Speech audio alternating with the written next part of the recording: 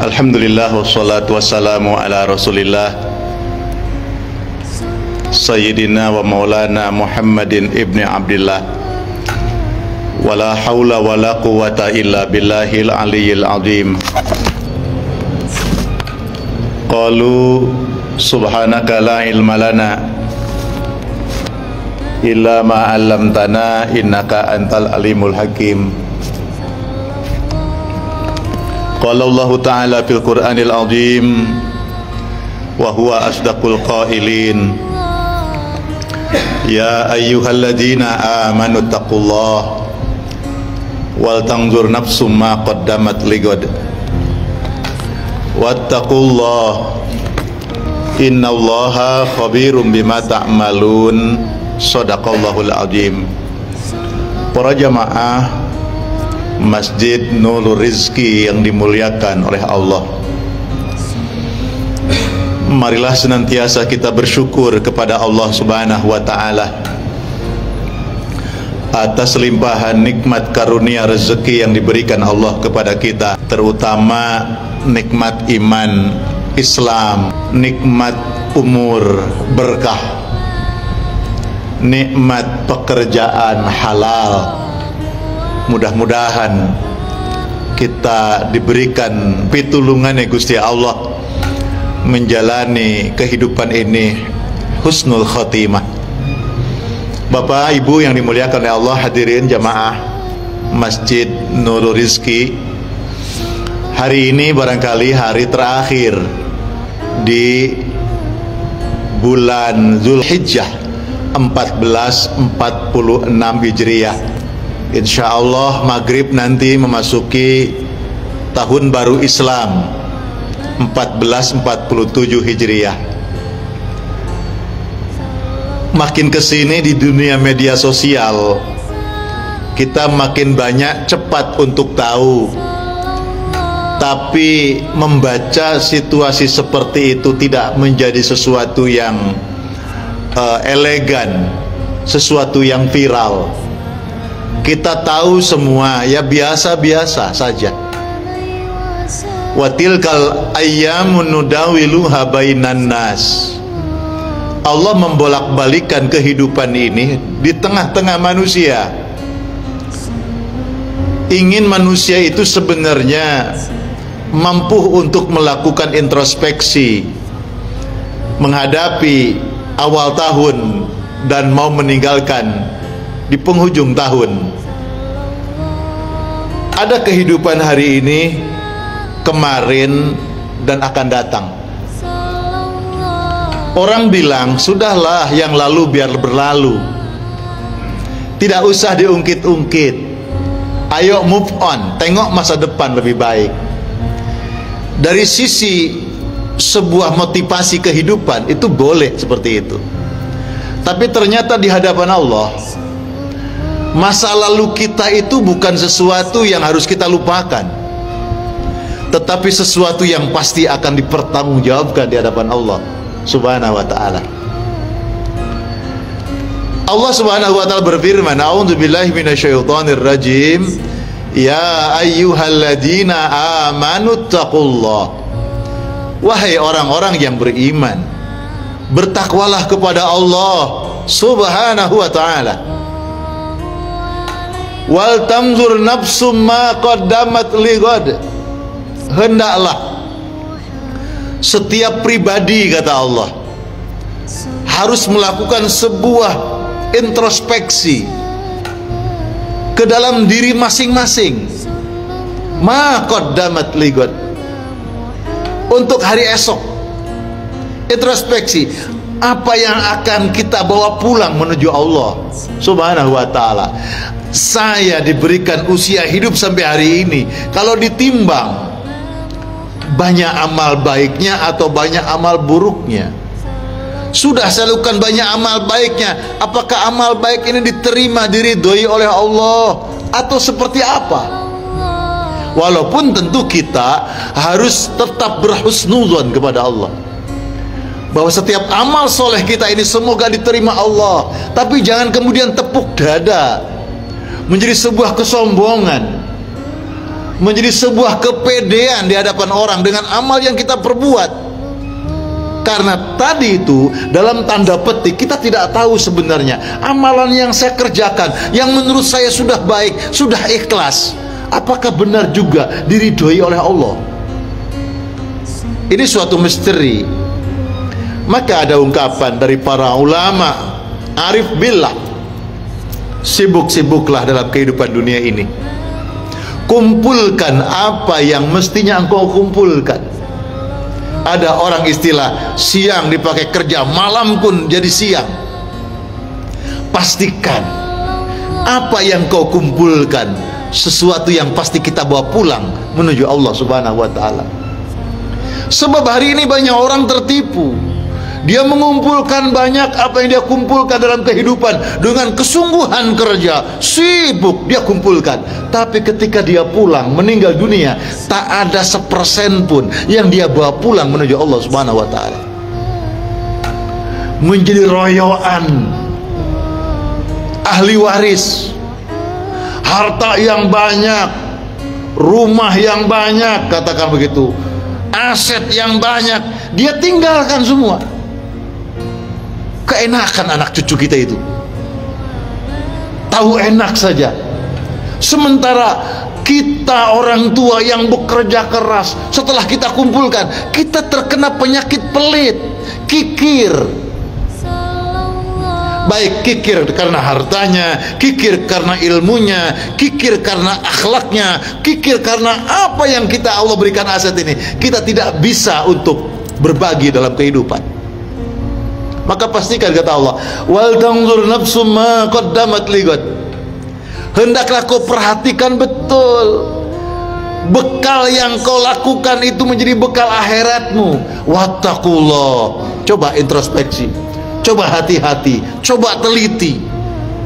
Benarkah semua yang kita perbuat ini akan menjadi aset akhirat? Teliti betul, hati-hati betul. Wattaqullah. Innallaha khabirum bima ta'malun. Sungguh Allah Maha mengetahui apa yang kau perbuat itu.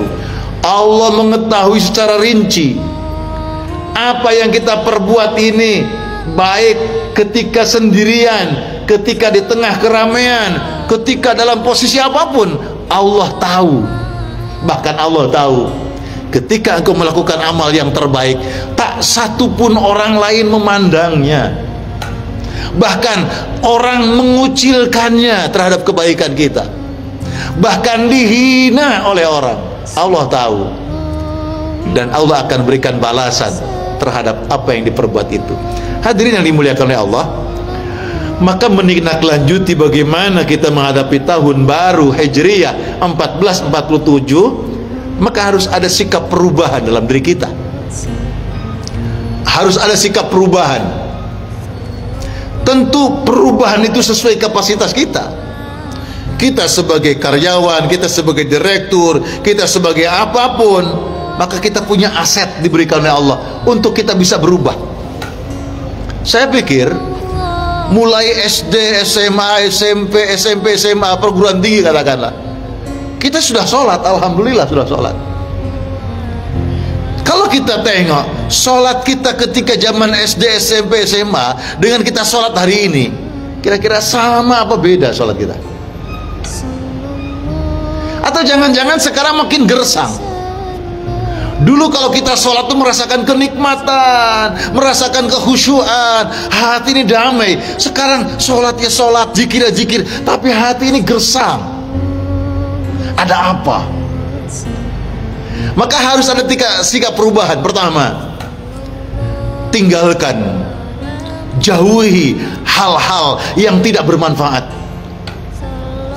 Qad aflahal mu'minun. Sungguh, kata Allah, beruntung sukses orang-orang yang beriman. Alladzina hum anil lagwi mu'ridun. Salah satunya di antara suksesnya orang beriman itu, walladzina hum anil lagwi mu'ridun. Surat Al-Mu'minun. Orang-orang yang meninggalkan sesuatu perbuatan yang tidak ada manfaat. Kalau panjenengan waktunya bekerja, insya Allah manfaat semua. Ketika kita menunaikan kinerja kita sebaik mungkin, insya Allah lillahi ta'ala manfaat semua. Kerja itu kan gini Pak, ada kerja profesional sesuai kapabilitas dan sesuai kompetensi, tetapi ada kerja berdasarkan karakter. Hati-hati. Kerja saya panjenengan yang digaji, yang digaji itu profesionalisme, tapi amal panjenengan dari pekerjaan ini harus punya karakter iman, sehingga tetap dapat balasan pahala dari Allah Subhanahu wa Ta'ala. Nah, seperti ngaji begini, pengurus mengundang ustadz untuk ngaji di sini. Itu yang dibayar itu, mohon maaf, yang dibayar itu bukan ilmu agamanya, bukan karakter yang dibayar itu, tetapi yang dibayar itu adalah profesionalisme, kapabilitas, kompetensinya yang dibayar itu.